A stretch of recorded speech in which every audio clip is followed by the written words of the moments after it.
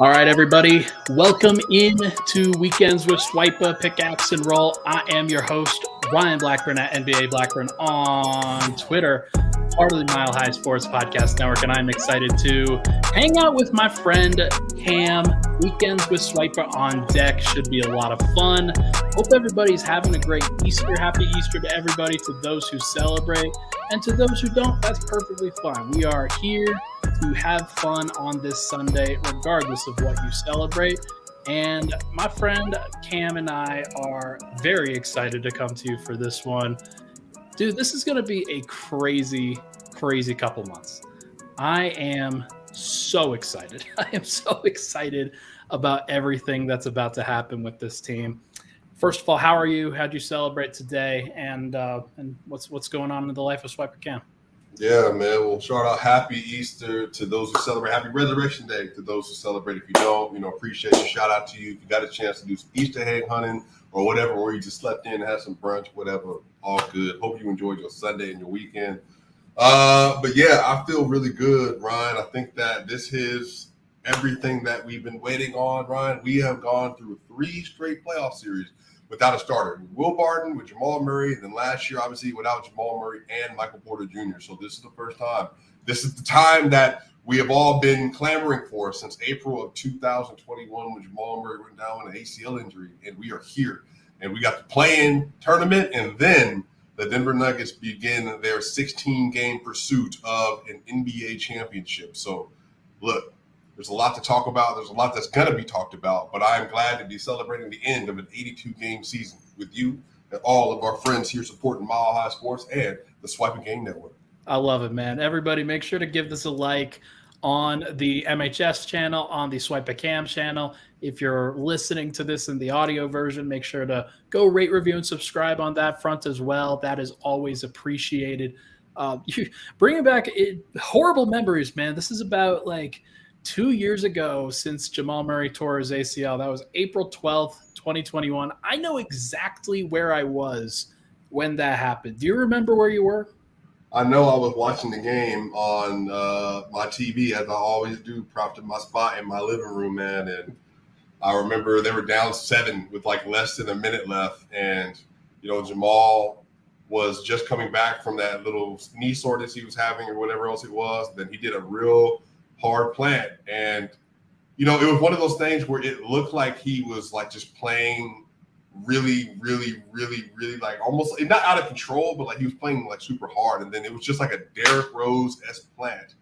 And man, it was, at that point in time, man, it was just it sucks because Jamal Murray, you've just seen so much from him. And we've seen him since he's been in Denver in 2016. So we were all sad for him. But man, that was a hard moment for sure. It was difficult. I remember I was debuting an app for some company that approached me. It was like, hey, you can have these chats on this app. It's audio only, no video, nothing like that. And I was chatting with people and watching this game. It's not going great, but then that happens and I'm just catatonic for the entire rest of the night. And because I knew exactly what happened. There was no question in my mind what was actually going down, and it was a sad moment for sure. For me, for a lot of people, it was just a brutal time. But if you're a Nuggets fan, you know that the last 2 years of time basically has been building and it's been in holding, and now they're at that point, they're at that threshold where you can stop worrying about what might be and just enjoy what happens now, because this team is going through this. They've gone through this regular season with some lack of, I think, energy and intensity of late, but they clinched the 1 seed. Who cares? And now you can enjoy. Now that's the hope, is that you can enjoy this moment as a Nuggets fan. And I know I'm going to enjoy it. It's going to be stressful. It's going to be fun. It's going to be just any number of emotions. Pick an emotion. You're probably going to feel it over the course of these next couple months. But the hope is that Nuggets fans can enjoy that ride together. And I'm excited to see what happens, man. But let's get down into our flow. We'll recap the week just a little bit here. Not anything from a perspective of like super importance here. I remember we recorded the last weekends with Swipa before the Golden State Warriors matchup where Denver won without Nikola Jokic. That was the Peyton Watson breakout game. That was really cool. Got to see Peyton Watson show up in Houston, show up in Phoenix, show up in Utah, and now show up again tonight or today against Sacramento. That's honestly probably my biggest takeaway from this actual week is that Peyton Watson's going to be a real player. What do you think about this week when Denver ultimately clinched again? Like as I said, as I predicted on the last weekends with Swipa, they won the Western Conference without actually winning a game. What were you thinking during all of those moments this past week? Yeah, if you've been on my timeline at all, you got a chance to see my thoughts on it. Oh yeah. I have been clamoring for I feel like some time now, like when he was drafted out of UCLA. There's this just 6'7" wing that's kind of a different kind of prototype. And we hadn't seen him really, Ryan, not for real. We saw him in spurts, but not like real basketball, right? And then Peyton Watson decides that we're going to get an opportunity versus Steph Curry. And he's like, all right, I'm going to get 3 blocks on Steph Curry in one game. And I'm like, oh, cool. And then he gets 2 opportunities versus Kevin Durant. And he shows up versus Kevin Durant and Devin Booker. And then we see him versus the Utah Jazz, gets another block on a dunk at the rim, and then gets another block on a floater, and then gets another block when Chris Dunn tries to take him off the dribble and he swats it with his left hand. And then you got the Rockets game, and then you get to today where Peyton Watson started flexing some of his offensive ability, getting to the rim, Ryan. And for me, and I saw him get stops against De'Aaron Fox today, had another block versus D Fox. Ryan, I'm telling you, man, again, Ryan, you tell me, I want you to tell me, because sometimes I feel like you do a better job. If I am feeling a little too caught up in the moment, you can bring me back to reality. Ryan, do you see what I'm seeing from Peyton Watson, or do you feel like I'm gassing it just a little bit? Well, you're gassing him up. I know that for sure. But what I will say is, like, it is something that Nuggets fans haven't really seen before, right? Like, his athleticism, his blend of skills, his size, his quickness, his intangibles. He carries himself like a pro that's going to be in this league for a long time. He's approached this moment in a way that I feel very comfortable saying that Michael Malone can trust him to, at least when he has to call on him in the playoffs, that Peyton Watson's going to be ready. Peyton Watson's going to respond. And do I think that he's going to be a consistent part of the playoff rotation? No, I think that that's a step too far. But this moment with Peyton, I think, has really solidified Denver's choice in him. That they were right. Calvin Booth was right. What he was doing and what he's done over the course of this last just week and a half has proven exactly what the Nuggets wanted to see from him. Peyton Watson is going to be a player in this league for a long, long time. I don't know what that means. I don't know if he's going to be a starter. I don't know if he's going to be a star. I don't know if he's going to be an all-NBA player or anything like that. But what I do know is that he brings a skill set that makes him valuable. And a player like that, as long as you're given time to grow, to be nurtured, to be cared for, and then take advantage of the opportunities that come your way, I think that Peyton Watson's going to be an impact player for Denver as long as they continue to trust him. We'll see if that ultimately happens and whether it happens this year or in the years to come. But I see it. I see it just like you're seeing it, Swipa. Yeah, I think for me, it's just watching Christian Brown, 6'6". He got a little bit knocked in the draft because of his negative wingspan, apparently. And then you get Peyton Watson. You get him at 21 and 30. And we said, and I even remember, when he first came out, it's like, yeah, this is a guy that, you can see this year, see what he looks like, and mostly going to be a G League guy. He'll be able to contribute. And remember specifically, because he only averaged 3 points a game at UCLA, I think that was like one of the lowest amounts of points per game a first-round draft pick has ever had. And then on top of that, people were saying, well, this is like maybe year 3, he'll be ready to contribute to basketball. But Ryan, you don't take that kind of intangibles. And what I'm so excited about is that you have Christian Brown and you have Peyton Watson on rookie deals. And they've both shown that they have a tremendous ceiling when it comes to playing defense.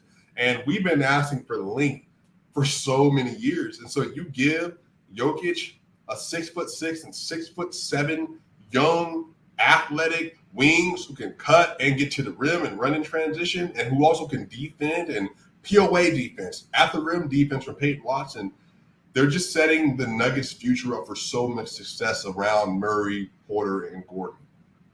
It's going to be fantastic, man. I think that they're the exact types of players, like you said, that you want to have around as role players. And they, like I said, whether they grow into more than that or not, I don't know. But I hope Denver gives them every opportunity that they can get, because the sky really is the limit with these guys. I think Christian's a fantastic defender. I think that Peyton is a fantastic defender. And it would be nice to have really legitimately all defense caliber defenders in your rotation, because Denver hasn't really had that yet. And I think that KCP's had some moments, Aaron Gordon's had some moments, but I don't think anybody's getting those guys confused with real game changers on the defensive end. And I do think that Denver has at least a possibility that those other guys could become that, but we will see. Yeah, I would even say at this point in time, I think I would, from a paint presence standpoint, I think that you can make an argument that Peyton Watson has even more of a paint presence as a defender than Aaron Gordon does. Now, he doesn't have the physicality that AG has. That's really what separates AG. Like when he guards Kawhi Leonard or LeBron, he's so big and he's so muscular that it makes it hard to drive through him. But remember, when they were trying to guard SGA earlier in the year, if you got to see him in the playoff series, KTP was too small. Christian wasn't getting a lot of playing time at that point in time. Jeff was too slow, and AG had the best odds, but he also was, again, he was a little tired and nicked up. And then on top of that, that was the game where AG had 30 and was making crazy three-pointers, was working like crazy. But I think Peyton Watson and Christian Brown are your viable option to be like, look, SGA is going off. We need you to go at least corral him to some degree. And you could be like, look, bet, just go do your best. And you can actually see the length and this quickness coming into a factor. And the recovery speed, I think, from Peyton, which is underrated. God, I hope the Nuggets play the Thunder. That'll be so much easier and less stressful than some of these other matchups. And the Thunder will push them, but we'll talk about that in the second segment. But I do want to transition here a little bit. There was a game that happened today, the Nuggets and the Kings. Jack White looked like Dennis Rodman. Bruce Brown played a whole bunch of time, despite the fact that he probably shouldn't have, but he's a competitor and wanted to be out there.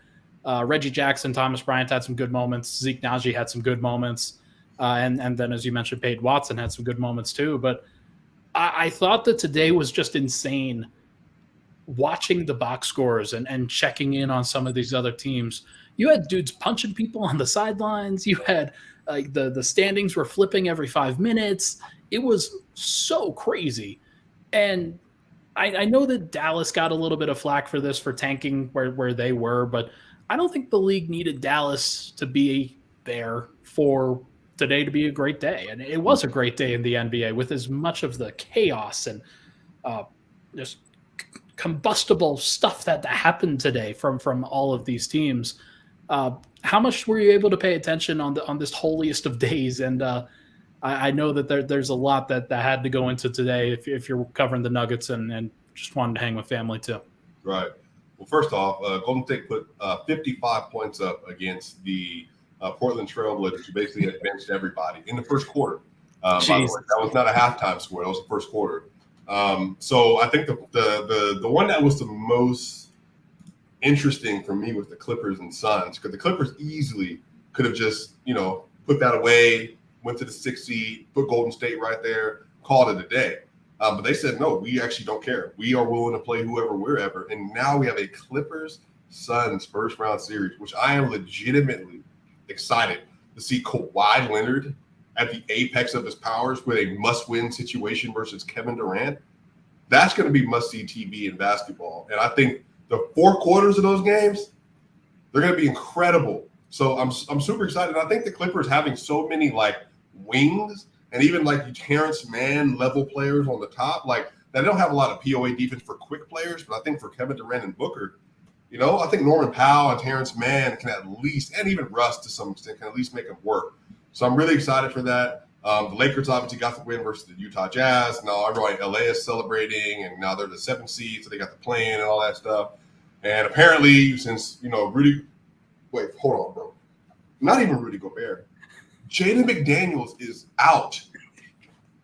He broke his hand before the playoff starts, punching the wall.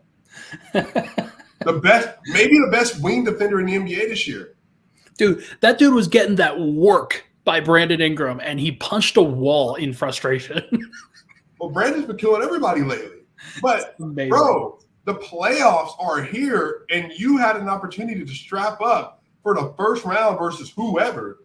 And now you're done. You're not playing, and now he has a fractured hand. His shooting hand.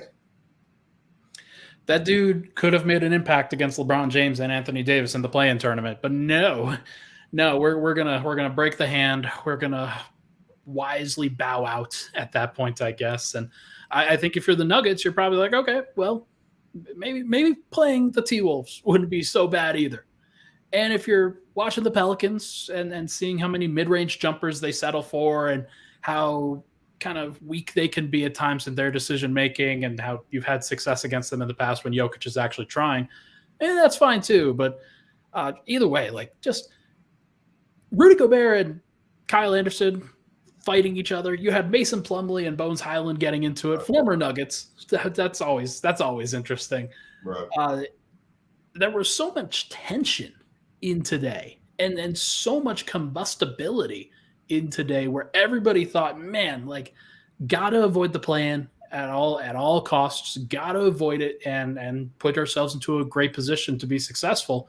Clearly not a lot of people want to face the Nuggets, I guess. Like they're trying to avoid that particular matchup and trying to get to the Kings if they can, trying to get to the Grizzlies if they have to. But I'm curious, like I saw a lot of criticism of Dallas and for the way that they handled their business. Obviously, you mentioned Portland. They have not been a basketball team for the last month, basically. Do you think that the play-in is here to stay? Because it feels like things have gotten weird, but also weirdly competitive and non-competitive at the same time. Like there's been some great moments and there's been some real low points. Like what's your perspective on this? Was it Kevin O'Connor who suggested that if you keep the play-in, that the first seed should be able to choose who they play in the first round? Was it him? I think a lot of people think that way, and I tend to agree that like if you're the top seed, you should not have to know what's coming on Friday night for a Sunday game. Yeah, because I think for me, it's like, so you're saying there's an incentive for bad to mediocre teams to remain bad or mediocre so long as they make the play-in with a 1-game or 2-game shot to make the playoffs. So you basically you're getting an extra hand to getting assistance into the playoffs. And on the other side of this, if you're a top-ranked team, the benefit of you is being a top-ranked team is getting home court advantage to the playoff. But what if a team just manipulates their matchup all year, and now you got to play, again, an actual top 4 to 5-ish teams, and then you got to play one of them in the first round. So for me, I do think that there needs to be incentive for bad teams to try their best, and there needs to be incentive for the elite team to say, look, we took care of our business, so, hey, OKC, we choose you kind of deal. And that way you can actually build incentive on both sides. But to me, though, Ryan, you got 82 games to determine how good you are. For me, that should be it. Like, I still am a little old school in that a little bit. I don't feel that's old school. I just think that, like, if you play 82 games and you still don't know who the top 8 teams in the conference are, then for me, that's just like, what are we doing? Like, then play your guys throughout the entire season. If you don't make it, you don't make it. And everybody gets a trophy. You know, this is the NBA. Yeah, I'm kind of with you.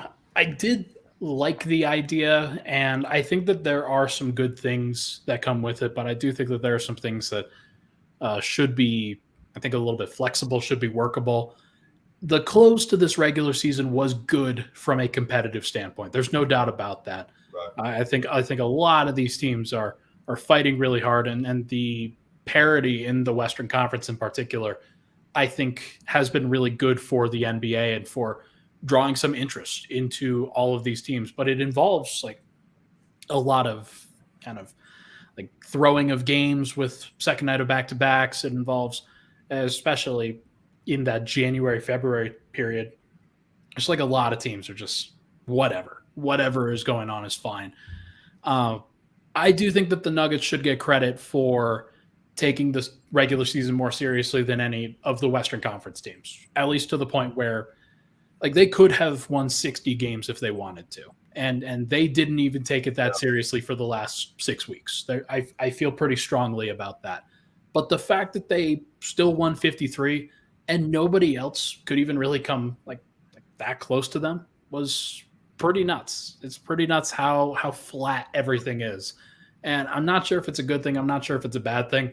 I think it's just a thing this year with some of the injuries and some of the transition that the NBA has had from being a bunch of elite teams to just a bunch of really good teams. But I guess we're going to find out in the playoffs what this means. But that's the NBA's fault too, though, Ryan. Like you made it to where you don't have to play an 82-game season by putting a playing game in place, because that way, you can sit. Like you can literally just sit and you can stay between 10-9 and 8-7, and you can just kind of fluctuate between there. So, and again, I agree with you. I think the thing is, a lot of people are going to be hung up. The Nuggets only won 53 games. They were 1 seed, this and that, whoop-de-whoop.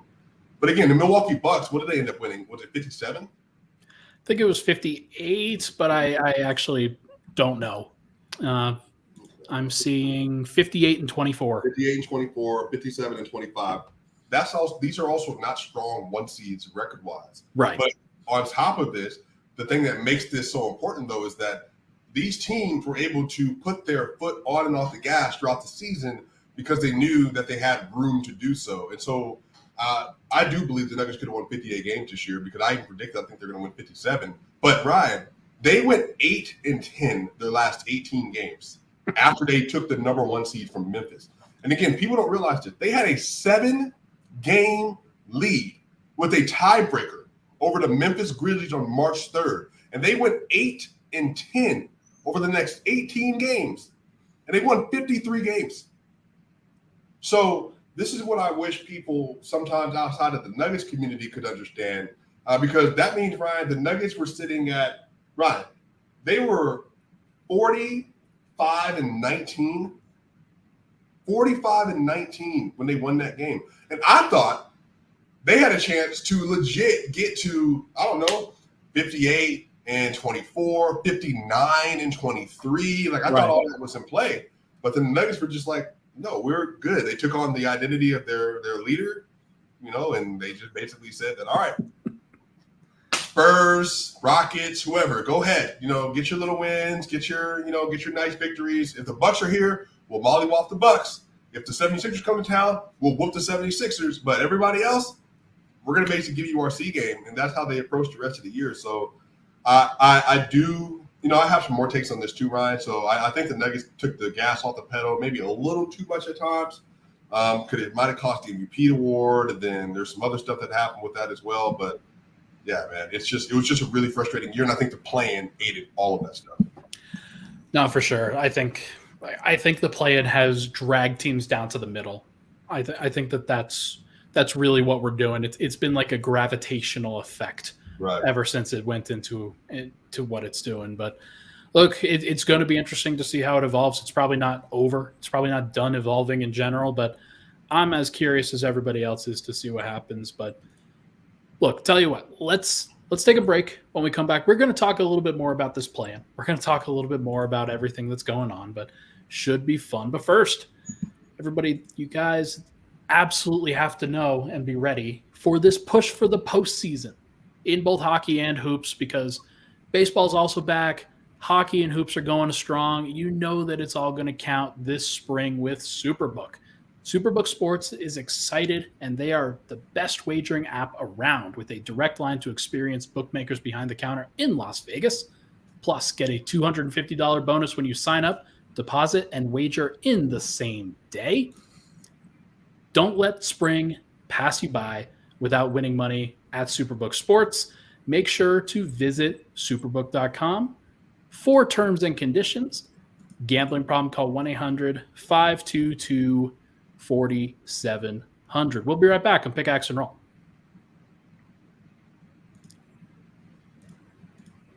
All right, we're back. Pickaxe and Roll, Ryan Blackburn here. Thank you so much, everybody, for tuning in. Really appreciate all the love and support on the podcast, folks. If you can, it'd be awesome. Rate, review, and subscribe to the pod on the audio side. If you're on the video side, if you're watching this live on the MHS chat, in the SwipaCam chat. Make sure to go hang out and to like that video on those sides. Really does help us. Really do appreciate it, of course. Sorry if the actual branding and the technical stuff is a little bit slow. It's just me today. Michael's got the day off. He's going to go celebrate with family on a happy Easter for him and for everybody else. But Swipa, we are here. We are busy. We are locked and loaded after a fun day. And now that the regular season is over, the play-in tournament is set. I did not plug in the teams in the Eastern Conference in that play-in tournament, but they are the Miami Heat, the Atlanta Hawks, the Toronto Raptors, the Chicago Bulls. Are any of those teams dangerous at all to any of the teams above them? I tend not to think so. I really do feel like the East has been pretty stable in how good the teams are at the top versus how good the teams are in the middle versus how good the teams are in the play-in. Yeah, I'm not going to lie. I think that the Miami Heat are going to do what they always do in the playoffs, and everybody's going to be shocked that Jimmy Butler and Bam Adebayo and Tyler Hero are somehow giving the Boston Celtics fits in a playoff series because they just don't understand that you're not just going to turn off two-way level players to that degree who are both offensive. They can be good offensive players in the series as well. And Jimmy Butler, before he went down with an injury, I think he was averaging like 36-6 on like 65% true shooting through the first 3 rounds of the playoff prior to going down, I think, the hamstring injury, like game 3 or 4 versus the Boston Celtics. So having Bam Adebayo to go against Robert Williams, go against Al Horford and stuff, and then Jimmy and Tyler Hero, maybe he shows up and hits some shots in that series and stuff as well. Victor Oladipo, Caleb Martin, again, we'll see. I think they can beat the Hawks in that play-in game, and I do think that if they do beat the Hawks, they're going to give Boston all they can. Now, they probably still win in 6 to Celtics, but I don't think it's going to be like an easy series. Now, if that Heat team was playing the 76ers, then it'd be a different conversation, but I think that the Boston Celtics might just be a little too much for them. Man, it's too bad because I did want to see that matchup. I thought that Philly would struggle a little bit more with Miami than they would with Brooklyn. That could just be reputation talking, but I do think in general that Sixers team, it goes as Embiid and Harden go, and I think a team like the Sixers or the team like the Heat has found ways to slow those guys down with the switching and the guarding and the fronting and just being as athletic and mobile as possible. But going to be interesting to see in there. I tend to think that the Heat will probably prevail there. Hawks will probably prevail in the next game, although it could be Toronto. It feels like Atlanta is still pretty weak. Could be Toronto, could be Chicago. Chicago's actually impressed me in terms of their actual defense, their perimeter defense, and being able to do some things. But that's the Eastern Conference side. We'll talk about that when it all settles in next. Ryan, oh yeah, what's up? By the way, have you paid attention to the Raptors at all since they got Jakob Poeltl? Dude, they're good. They're great with Jakob. Like he's a good player, and I'm not surprised at all. Yeah, I think that even versus the Bucks, Jakob, OG, Pascal, Fred VanVleet, and Scotty, like again, they're not going to be great, but that's still going to be a lot of length for Giannis to have to deal with. Now they still win the series. I have the Bucks going to the finals, but I still think that's going to be a really good series if they can play them. I think with the Bulls, Vooch has no chance. Derek Jones, no chance. None of them. Patrick Williams, no chance. DeMar DeRozan backed front court defensively in the playoffs, no chance. But the Raptors, I think, could actually give them like a decent series. It'll be interesting to see. I think the play-in will probably shape some of those matchups at least a little bit. But yeah, I think Boston is still probably my favorite. We'll talk about that in the third segment. But Boston's probably my favorite in terms of coming out of the East. But you never know. Like there's a lot of teams that I think could do it. So we will just have to see. But in the Western Conference side, we've got the Lakers at 7, the Timberwolves at 8, the Pelicans at 9, and the Thunder at 10. On Tuesday, we've got the Timberwolves at Lakers. Obviously, we talked a little bit in that first segment on what's going on with the Minnesota Timberwolves. Jaden McDaniels punching the wall and breaking his hand. Rudy Gobert punching another player on his own team and probably losing a lot of respect in that locker room in the process. It's going to be really interesting to see what that matchup looks like. But I tend to think that the Lakers will probably win this matchup, and then the Nuggets aren't going to have to deal with them until the Western Conference Finals if they can make it that far. Yeah. We'll see what the Lakers do, bro. Maybe we'll get that Anthony Davis and LeBron James everybody's been talking about, and D'Angelo Russell and Jared Vanderbilt and Malik Beasley and Troy Brown Jr. and Rui Hachimura, Mo Bamba and Wenyen Gabriel and all the rest of the cast of characters that ESPN and everyone's picking to win the West. And maybe a friend of mine, Jason Temp, might be picking them if we make the playoffs to make it out the West as well. So we shall see. But I will also say that I think that playing game is not going to be easy. Now, the Minnesota Timberwolves, if they don't have Jaden, is going to be a big deal. I do think the Lakers will win that. But yeah, bro, that OKC and Pelicans game, best believe that's going to be a dogfight. It's going to be fun. Going to be a fun one. That's on Wednesday for everybody. So Thunder will play at the Pelicans on Wednesday. Timberwolves will play at the Lakers on Tuesday. And then Friday, you've got the winner of Wednesday's game versus the loser of Tuesday's game will play. And whoever wins that matchup will face the Nuggets in a 1-8 matchup on Sunday. So not a quick turnaround for whoever that is. They'll have to really worry about their season. They'll have to worry about whatever's happening there. And I think Denver, they're going to get some rest, but they're not going to know who it's actually going to be, obviously. I'm curious to hear this. I talked to you about this prior to if it is the Lakers that drops in there, if it's the Pelicans or the Thunder or the Timberwolves, I want to rank whichever of these playoff teams is most likely to least likely to upset the Nuggets in a first-round series, because I tend to think that Denver can take all of these teams and probably will take all of these teams pretty easily in terms of a 5, maybe 6-game series, but it wouldn't surprise me if some of those matchups are pretty close. Denver doesn't necessarily close that well. I think that they've proven that. So which of those teams are you thinking about as the one that's the most concerning? Yeah, I mean, it's obviously going to be the Lakers number one. All due respect to LeBron James, top 2 greatest player of all time, 38 years old, but even still, he's a great player, great offensive player, not a great defender anymore, but, you can't really do that at 38, like, whatever. Anthony Davis, top 10 player, one of the best two-way players in the NBA, can always give you 38 and 16 with 4 blocks, and then it can always give you 17 and 12 with 2 blocks. You never know what you're going to get, but when he's at his peak, he is a clear top 10 player in the NBA. I think they're going to be number one. Of those next 3, I would probably put the Minnesota Timberwolves, I think Cat and Rudy with Anthony Edwards. They're still going to present problems. That's a lot of size and physicality, maybe. And then no Jaden McDaniels, though, so their defender's gone. So Jamal Murray is basically going to be cooking Jordan McLaughlin and, No, he'll go up against Ant. I think that Ant has really stepped in as a great perimeter defender.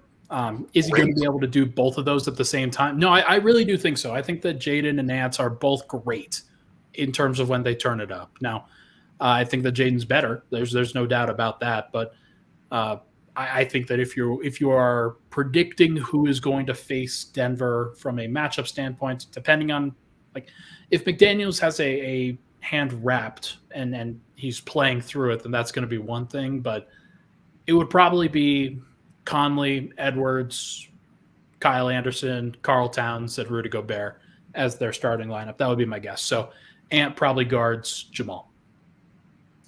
Yeah, I can get with that. I still think Jamal will cook in that matchup just because I think Ant's good, but I think there's some clear things that he doesn't do well consistently. He's not always locked in, especially off ball as he needs to be, and then he's going to come off a lot of actions. So trust me, if you want to put Jamal Murray and Ant, well, hey, Jamal, literally just come off every screen imaginable and then do all this 2-man game. We're switching everything, covered up. Yeah, so I'm doing that. I'm probably going to say, bro, it might surprise you. I might do OKC next.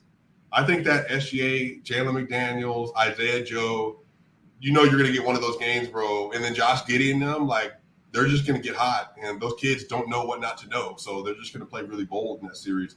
Then the Pelicans. I mean, I don't know how many teams outside the Pelicans and Clippers that Jokic has shown that you don't have any answer for what I'm doing whatsoever. And Jokic legit might average a 40-point triple-double in that series. So Yeah, there's no doubt about that. Although with the Pelicans, I think that they have the offense, they've got the talent there, and some really elite shooting from C.J. McCollum, Brandon Ingram, and Trey Murphy. That's a good trio when it comes to actually shooting the basketball. And they also have the length and the athleticism that you're talking about to maybe slow down some of the other guys, even if they're not really slowing down Jokic. So that's going to be interesting. That's an interesting matchup, and I'm surprised they have the Pelicans at fourth. I think it's just because of the Zion situation. If he was there, then they would be all the way up to possibly 2. I just am very impressed with OKC. I mean, since January 1st, they've actually been a really good like NBA basketball team, not just like a playing team, but a really good NBA basketball team, especially. And there's no doubt. I think that if you're talking about matchups for Jokic, though, like they have none. They've got at least Jonas Valanciunas can get you back some points on the other end. I don't know who the Thunder are going to start at center. It would probably be rookie Jalen Williams, not the Jalen Williams on the wing, but the Jalen Williams from Arkansas. That's a problem, I think, if you're the Thunder. So I would probably have them 4 just from a matchup standpoint. And I think that Denver just has so many like wings and guards now that they can throw at SGA and try to slow him down just a little bit. Whether it actually works or not, like doesn't necessarily matter. I think everybody can hold up in a switch most reasonably. But Denver's got enough guys that they can at least make his matchup a little bit tougher. But I do have to say, like the Lakers are probably the top one. Like they're probably the team that you are most worried about if you're the Nuggets, just from the perspective of, hey, they have the like one player in Anthony Davis, not really LeBron, but probably Anthony Davis, who you could realistically say, yeah, they could match up or like match or exceed what Jokic does. I don't think that that's actually going to happen. I think that Jokic raises to that level, and that's not going to be an issue because I believe in Nikola Jokic. But the way that AD's been playing lately, I wouldn't be surprised if he had at least 2 or 3 games where he was clearly better than Jokic on that day. Yeah, we disagree there. But just simply because I don't think Jokic couldn't have taken the last month off and then not come into playoffs and literally been the most dominant player basically in basketball. I don't think there's a way for him to do that. Because that way Jokic there's no way he could excuse like, we're the number 1 seed. I'm going to literally just tone everything down and then come out in a series. I don't care who it is, Anthony Davis or Embiid for that matter, and then be like, all right, bet. Like, here's my like C game, whatever. I just don't think that's going to happen. I think Jokic knows that, and he's brought this up. Like, it's all about winning it. So I don't know if we're going to talk about this right now, because I actually have a point to very much counteract that point later on. But I don't want to take up the space right now. No, it's all good. I think it's completely fair to push back on that take, and it's not even really a take. Like, right. I just think that I could see a world where it happens, not necessarily that I actually think that it'll happen. Right. Just more from the perspective of, hey, this has happened in the past. This has happened where you've seen it before. You know what the matchup could be. I think a lot of people are living in 2020 though, when it comes to that particular matchup and saying, oh yeah, Jokic is definitely not going to match up with LeBron and AD pick and rolls. Like, no, he's going to be a little bit better than he was. I promise that. Right. But either way, I think you got to go. Lakers is the most difficult. You'll probably go. The Timberwolves is the second most. For me, it's the Pelicans third, and we'll go with the Thunder fourth. But I could see 2 and 3 flipping there because of this Jaden McDaniels injury. I think that, yes, there are some problems that a team like the T-Wolves could pose the Nuggets, but I do think that Denver's got the better talents. They've got the better pieces, and it's not about, like, if Denver just brings their A game, a team like the Timberwolves is not going to be able to hang on either end of the court, by the way. Right. But yeah, we'll see. It's going to be a really interesting week, bro. Again, we get to that third segment. I got a little bit of spice things for the Nuggets, but we'll see. Real quick, going back to this matchup, who do you think wins, T-Wolves or Lakers? Lakers. They have to. There's no chance. They don't want to. Yeah, there's no chance. They have to win. I'm picking the Lakers too. Who wins between Thunder, Pelicans? I might go with the Thunder, bro. I really might go with the Thunder. Okay, and then you've got T-Wolves Thunder then in the Friday matchup. Who would you pick there? Bro. I'm gonna go with It's SGA versus Cat and Anthony Edwards and them.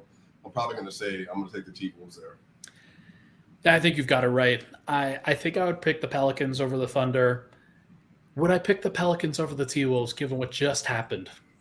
Given what just happened today where they had people punching each other because of this game. And now, even with all that happening, the Pelicans still lost that game. Right. So that's not exactly encouraging if you're a Pelicans fan. But I'll say T-Wolves too. I'll say the T-Wolves beat the Pelicans in that Friday game. And then Denver will face the T-Wolves in the 1-8 matchup on Sunday. That's my official prediction, your official prediction. We will see what ultimately comes to pass, but should be very fun from that. But either way, let's take another break. When we come back, we are going to discuss the playoff picture as a whole and really go over both the Eastern and Western Conference from that perspective. But first, everybody, Mile High Sports is doing some crazy things, and we've talked a lot about it. We've talked a lot about how it's great to be a Denver Nuggets fan, a Denver sports fan. But the coverage at Mile High Sports has never been better right now. And as you guys know, I'm doing all right on the Denver Nuggets side of things. Got my man Swipa here helping me out. But we have a wide range of reporters, podcasters, and everybody else covering the pro and college teams across the Front Range. Make sure to check out Cody Rourke on the Broncos beat, Drew Kreisman covering the Rockies, Arif Dean covering the defending Stanley Cup champion Colorado Avalanche. All of your local Colorado sports coverage is available at MHS, milehighsports.com, and across social media at Mile High Sports. Plus, be sure to check out the latest issue of the MHS magazine. Every team, every day. This is Mile High Sports. We'll be right back on Pickaxe and Roll. All right, we are back. Final segment, Pickaxe and Roll Weekends with Swipa edition on this Sunday. Happy Easter to everybody. Let's wrap things up by talking about the playoff matchups. We've got a lot to discuss here. Would you rather cover the Eastern or the Western Conference first? Let's get to the Eastern Conference first. That way we can get to the juicy stuff. Cool. Bucks are at the 1 seed, Celtics at the 2. We will see who they play in the play-in, as we mentioned. The Sixers and the Nets will play each other in that 3-6, and then the Cavs and the Knicks will play each other in that 4-5. Some interesting matchups there. I think I would have preferred Sixers Heat, as we mentioned, but I do like that Cavs-Knicks matchup. That should be a lot of fun. It's the Donovan Mitchell Bowl. That should be very interesting. What are your first impressions of the Eastern Conference as we look at it now? I mean, for me, it's pretty cut and clear who should win. I think all the top 4 seeds should win those matchups. I think it's good that the Knicks have been. I think that Donovan Mitchell, Darius Garland, Evan Mobley, Jared Allen, Karis LeVert, they don't have like a great bench, but I think that they have enough firepower and enough defense, I think, to get over the hump on that. I don't love Julius Randle in a playoff matchup there. I also, maybe Jalen Brunson's able to do it again. You know, he did it last year, 41 points.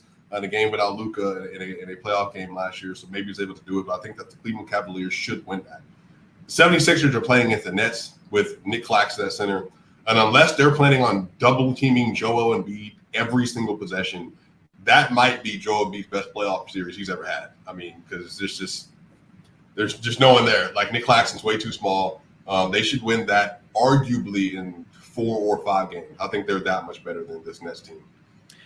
Yeah, it's going to be fascinating. I do think that one thing that the Nets really do have going for them is that they're going to win the math game in a lot of ways as long as they take enough threes.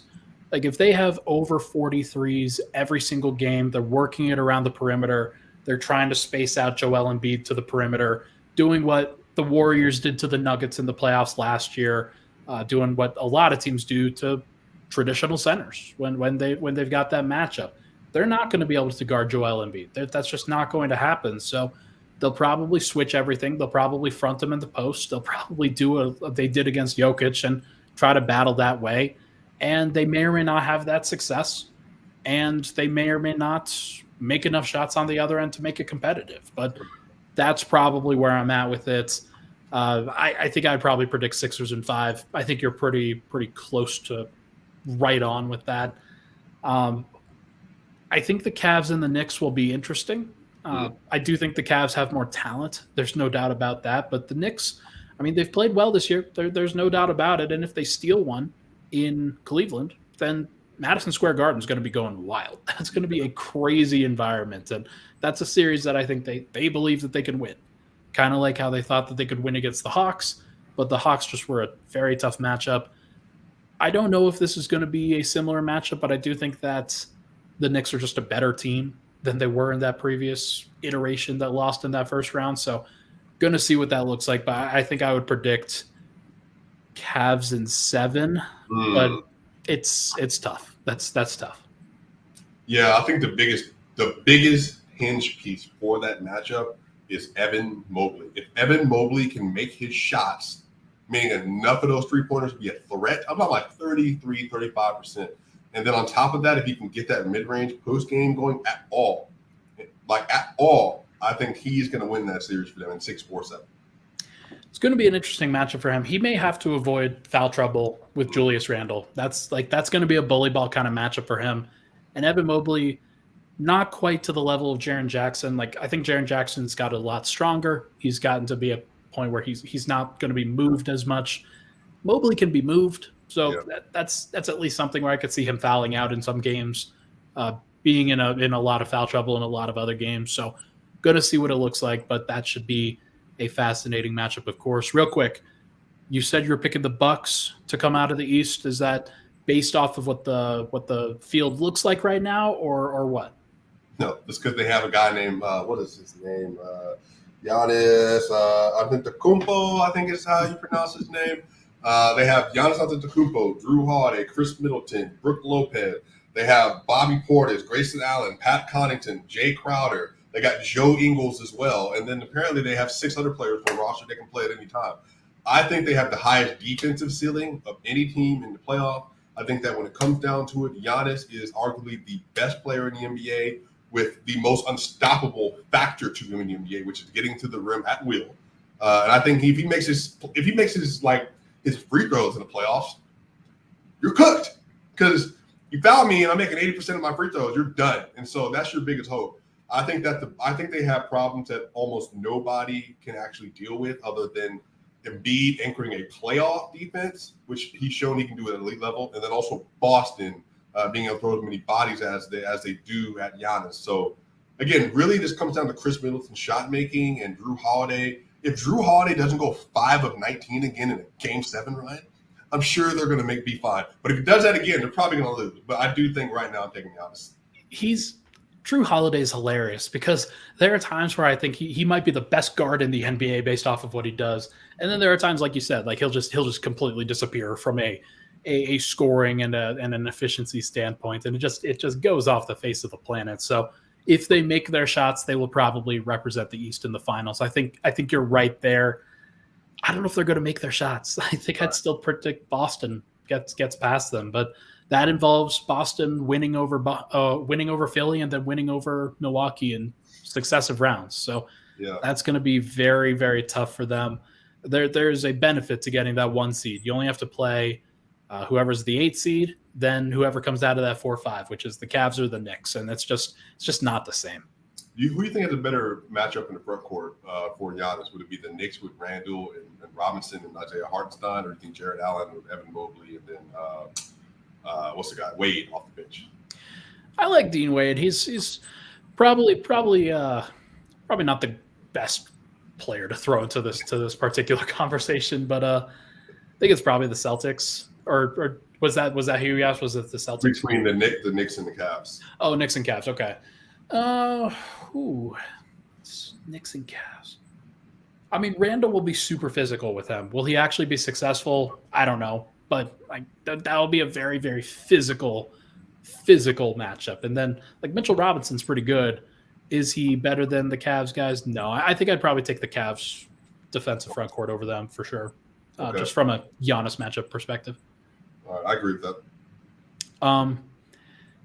Yeah, like I think okay. Now that I'm talking myself into it. I'll take the Bucks. I'll take the Bucks in the Eastern Conference. Just like, well, it does matter. Like being that 1 seed and not having to face both the Celtics and the Sixers on your way. I think that matters for sure. So we'll see if they can get through. We'll see what it looks like. But the Celtics and the Sixers are probably in for a freaking war. So Right. that's a scary prospect for both of those teams. And I think either of them could feel like they're bowing out real quick.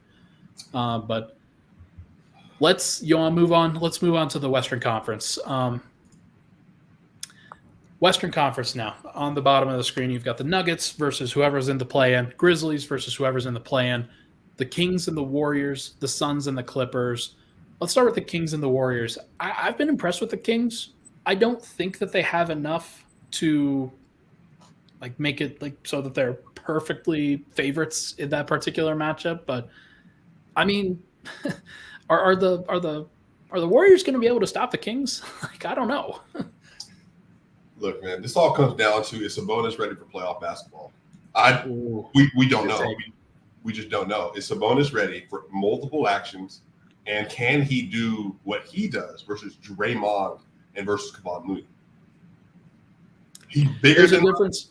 There's a difference between Jokic doing it and Domantas Sabonis doing it. I definitely feel like what they would want to do in that situation is have Draymond be defending Sabonis and then baiting him into the post and not really being able to match up with that. But I think you're right that's a really interesting matchup between those two. Yeah, I mean, De'Aaron Fox is going to, I think he's going to play well in the playoffs. He's never been, but I do expect he's going to have some good moments. But I think the Warriors are going to win that series. I think it might come down to home and home, and then the Warriors win the last one in Sacramento. I think that's what it might come down to.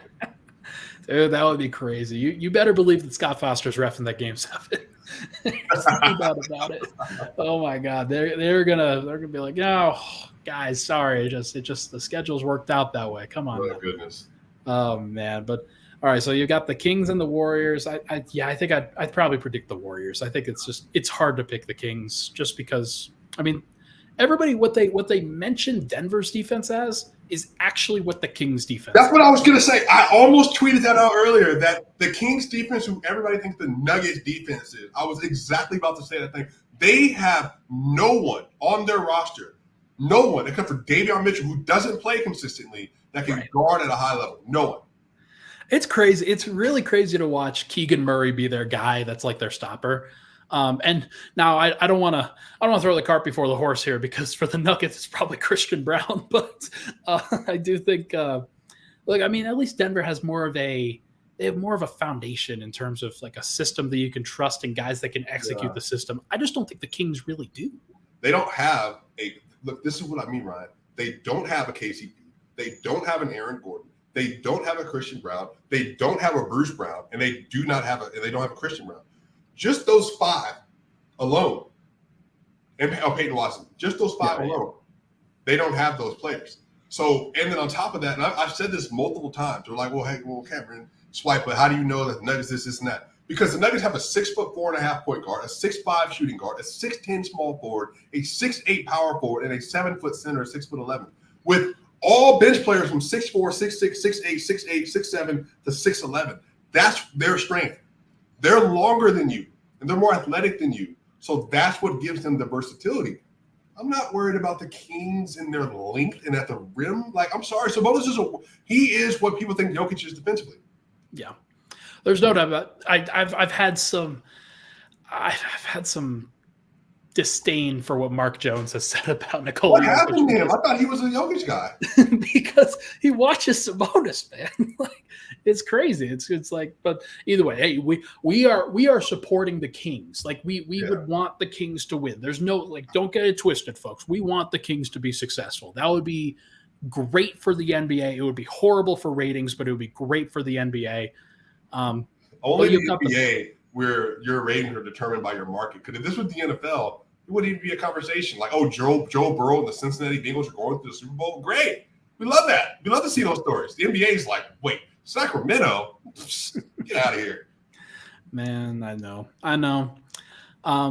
Suns versus Clippers in that 4-5. You mentioned this matchup in the first segment. This is going to be fascinating, and I think it's a lot of it is going to come down to health from Paul George's standpoint on what he can actually provide. I thought I saw something come across the timeline that said that in his podcast tomorrow that he's going to drop a tidbit. I guess we'll see. We'll see. Like if he can play, and if Kawhi can play, and if they've got all of the wings and the depth and the versatility that they have. Now, they've punted on the regular season just like everybody else, but I don't know, man. Like Kawhi versus Kevin Durant is going to be super fascinating. Bro, can you imagine Russell Westbrook versus Chris Paul? This is what I mean, bro. Like Kawhi Leonard versus KD, Devin Booker hopefully versus PG, and then you got Terrence Mann, Norman Powell, and the rest of those guys, Robert Covington, Nicholas Batum.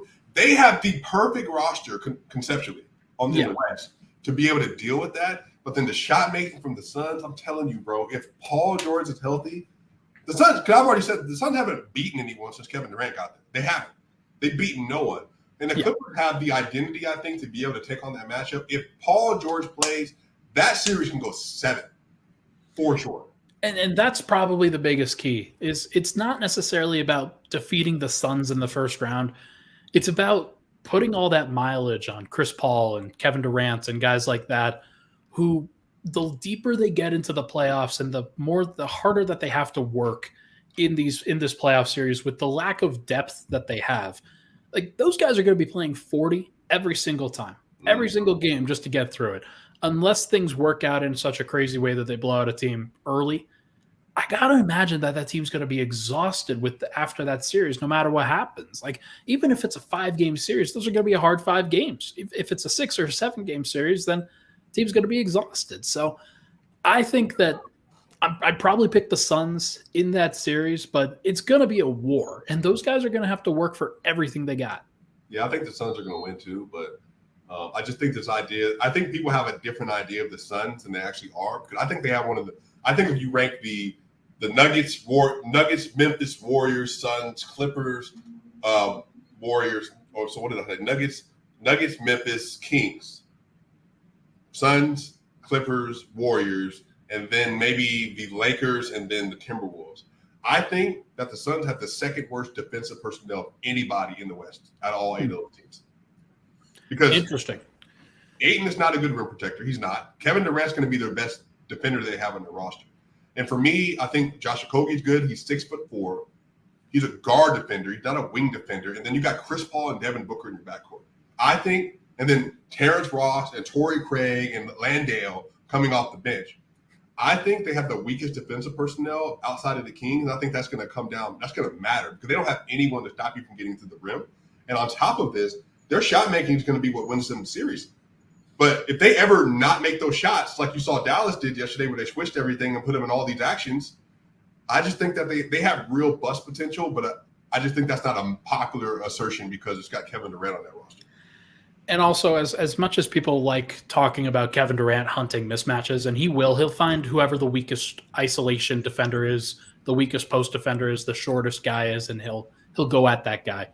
Like people are going to hunt Chris Paul. Mm-hmm. People are going to go at that dude and try to make him as tired as they possibly can. He's going to have to manage so much. Why would I not hunt Devin Booker? I'm not scared of Devin Booker defensively. For sure. Like, I mean, he could hunt both of them. Like, Kawhi could take turns between Chris Paul and Devin Booker and be like, yeah, cool, lunch. Like, this is who I am. Lunch. Even Josh Okogie, he's 6'4". Kawhi is 6'8", and he's huge. So I'm just telling you, man, like, I just think people are just like, I think the shot making is there, bro. But I just for some reason, I just have this feeling about that team. I think the Suns win, though. We can be clear. I think the Suns win. Man, hope that Bones Island can turn that tables for that Clippers Suns matchup. That would be so fascinating. You could do a nice big old shout out to the Nuggets Nation if he knocks off the Suns. Right. That'll be great. In terms of other matchups, there you've got the Grizzlies versus whoever comes out of the play-in. Let's assume it's the Lakers in that 7 matchup right now. Grizzlies Lakers. Holy shit! Like I don't even know how to pick that. My head wants to tell me the team of continuity and the team that just has the grit and grind and believes in themselves, the Memphis Grizzlies. But I think my heart is just like the Lakers and the refs versus the Memphis Grizzlies in the first round matchup with LeBron and Anthony Davis. I just don't know if they're going to be able to pull that out because the Lakers could legit win that in 6. But I think the Grizzlies are good. I think the Grizzlies are a really good team, and I think they're really hard to beat. So I'm going to say, maybe it's a cop out. I'm going to say I'm going to say a 7-game series, and it's a toss up. I think the Lakers will win because there's going to be like a Hall of Fame level whistle that's going to go in their favor in Game 7. And I assume that we've got the Nuggets getting through in that 1-8 matchup. Let me tell you this right now, Ryan. Okay. Could you alluded to this idea that Anthony Davis not playing Joker? All right, I'm dead serious about this. Jokic he knows this because he's brought this up about winning championships. Jokic took the last month off, Ryan. He missed multiple games for load managing. Injury. He was load managing. We know what he's doing. Ryan, if you take a month off and you go 8-10, which I'm fine with, I was cool with. You have been the best player in the league, arguably the last 2.5 to 2 years.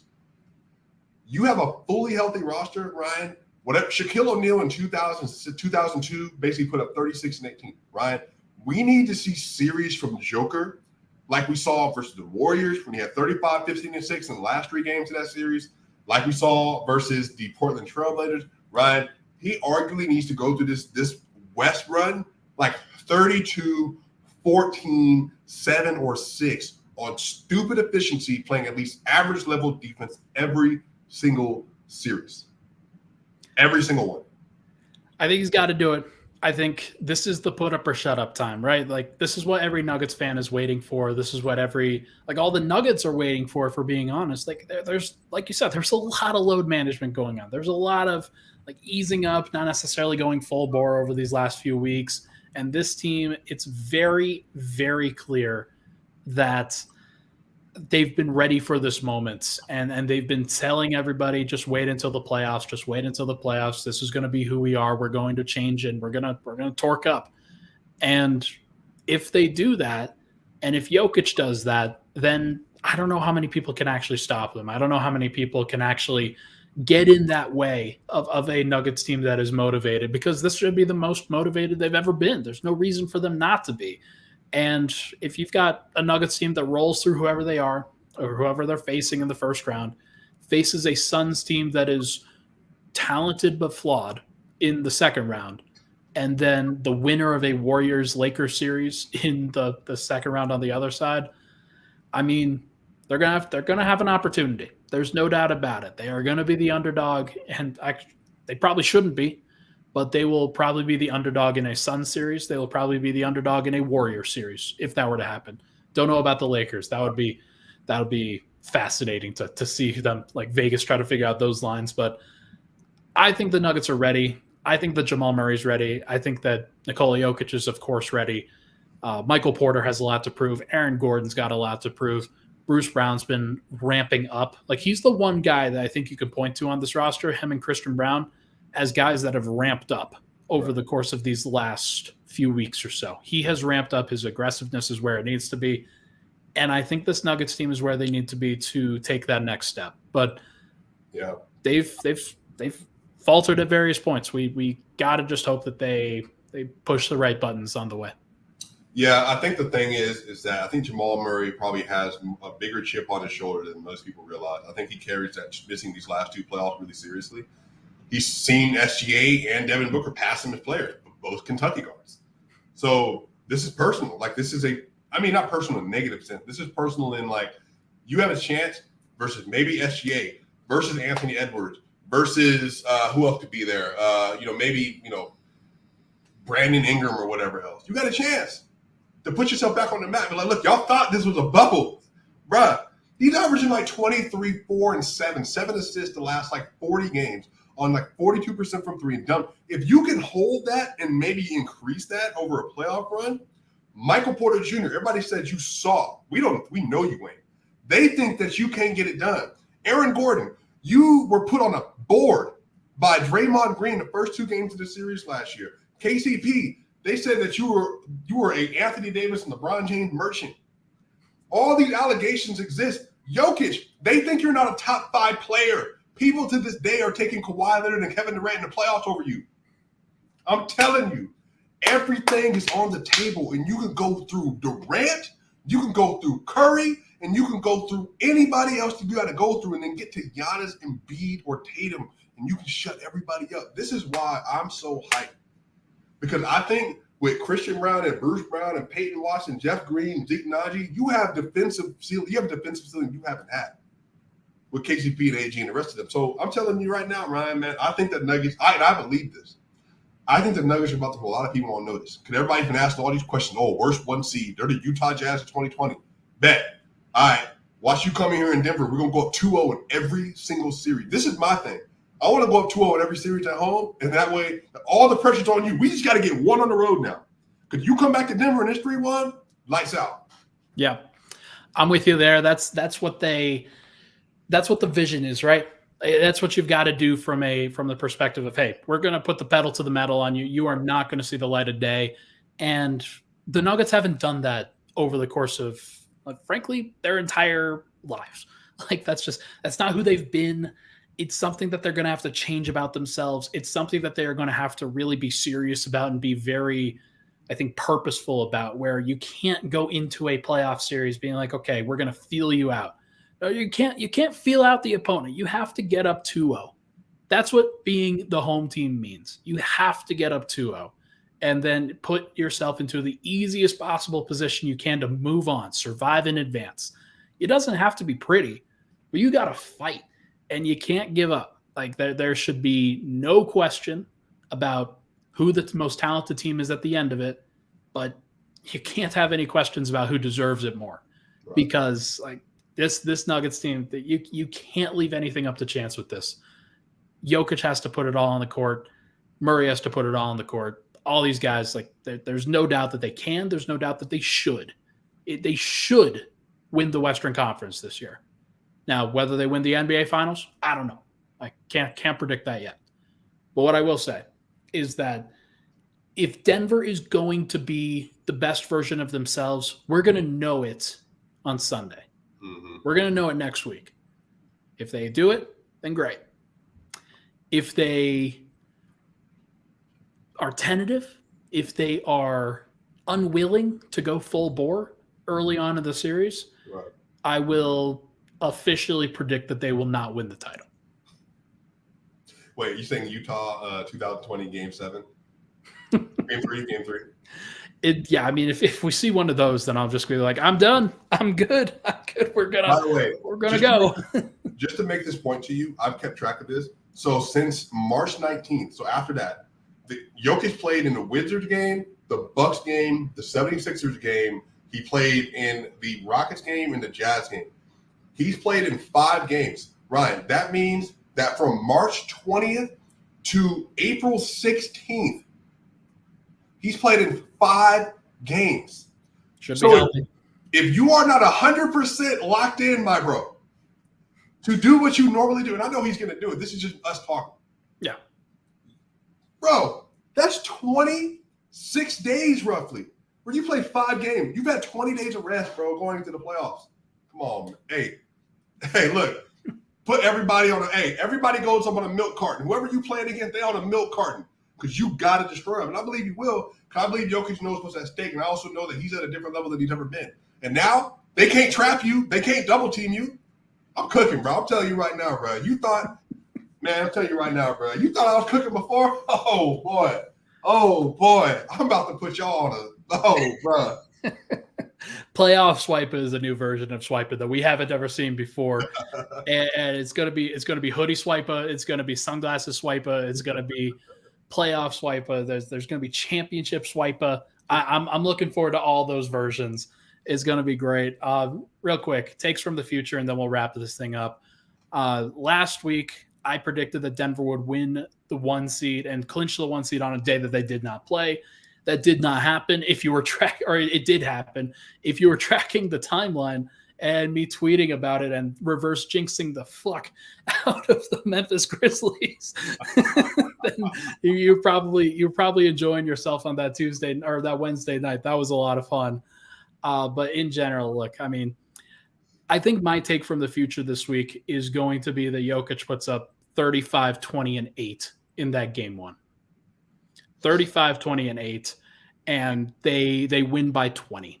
That's going to be my prediction for whatever happens. They will be ready.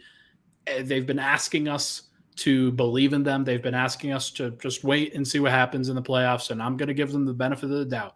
Jokic puts up 35, 20, and 8, and they win game one versus whoever it is.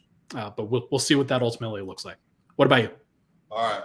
They're going to win game one on Sunday, and I think they're going to have 3 20-point scores in that game. 3 20-point scorers. Who are they going to be? Man, probably your highest paid players. So I think it's going to be Jokic, Murray, and Anthony Porter. Hopefully. That would be great. That would be – and I'm really looking forward to this Porter playoff run as well. That's just going to – it's going to be very vindictive. Or what am I trying to say? It's going to be like vindication. There's going to be a lot of vindication there. I'm looking forward to it for sure. Can you imagine our episodes on a week-by-week basis for this? This is going to be incredible. Holy shit. I mean, it's going to be – we're going to be rolling, man. We're going to be rolling. This is going to be a lot of fun content for everybody that's in the chats right now. Make sure to come back here on Sunday. We don't know exactly when this Nuggets game is going to be, but I'm going to go ahead and say that Swipa and I will podcast after that game, unless it's deemed to be the night game, in which case we will podcast on Saturday and preview that series. That's going to be my thing. Because if it's an 8 o'clock, 8:30 game, then I'm sorry. Like, I'm not going to force Swipa to podcast after that game, after I do all the post game and shit. But we will cross that bridge when we come to it, either Saturday or Sunday, depending on how things go. But my man, it has been a pleasure. Thank you. Oh, that was not what I wanted. It's been a pleasure. Thank you for hopping in with me, my guy. Any parting takes before we head out of here? Y'all, and just enjoy the process. You have made it through an 82-game season, 53 wins. That's huge. First season. Celebrate that. Joker arguably had the best season of his career. Whatever anybody lies to you and tell y'all, Matt Moore put a great article about all 3 MVP candidates. Joker had an incredible year. Look, the team is great. Jamal Murray's here. Michael Porter's here. Aaron Gordon's here. Everybody is here. Enjoy the process. This is going to be maybe the funnest year possibly in Denver Nuggets history. Hopefully so. I'm looking forward to it, my guy. This is going to be a great time. He is SwipaCam. Make sure to follow him at SwipaCam on Twitter. Make sure to like and subscribe to both of these YouTube channels if you're in the chats. Thank you so much, everybody, for tuning in. Nuggets fans, enjoy the ride. It's going to be a great time. Thank you so much for tuning in. We'll talk to you guys next week.